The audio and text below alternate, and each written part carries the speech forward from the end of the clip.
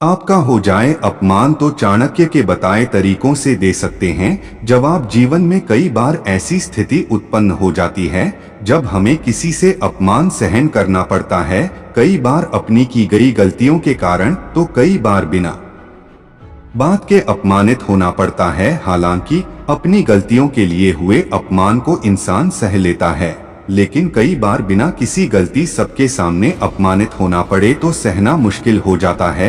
ऐसे में कई लोग तुरंत की अपने हुए अपमान का उसी भाषा में जवाब देना शुरू कर देते हैं, तो कई लोग चुप होकर बर्दाश्त कर जाते हैं। हालांकि कई लोग ऐसे होते हैं कि जिन्हें समझ नहीं आता कि इस परिस्थिति में क्या किया जाए। आचार्य चाणक्य ने अपने नीति शास्त्र में अपमान के जवाब देने के तरीके बताए हैं। आचार्य चाणक्य कहते हैं कि जब कोई आपका अपमान करे तो उसे उसकी भाषा में जवाब नहीं देना चाहिए, क्योंकि उसका काम आपको उकसाना है। इसलिए ये अच्छा है कि आप ऐसी परिस्थिति में चुप रहें और उसकी तरफ देखकर थोड़ा सा मुस्कुरा दें और उससे कुछ मत कहें, क्योंकि अगर कुछ कहेंगे तो उसे और भी ज्यादा गुस्सा आएगा और वो खुद को ही अपमानित महसूस करने लगेगा।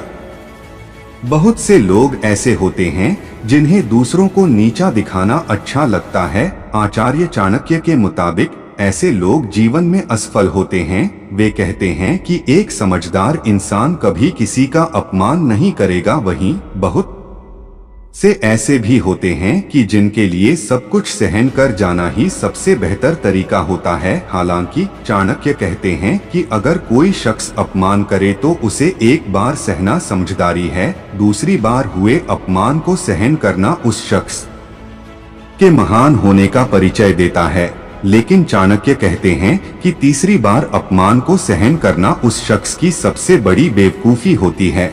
इसलिए हमेशा अपमान सहना सही नहीं है। आचार्य चाणक्य कहते हैं कि बदबू केवल सड़े हुए फूलों से आती है, क्योंकि खिले हुए फूल हमेशा खुशबू फैलाते हैं। इसी तरह जो इंसान दूसरों का अपमान करता है, ऐसे लोगों की सोच बहुत ही छोटी होती है। इस कारण ऐसे लोग जीवन में कभी कामयाब नहीं हो पाते हैं।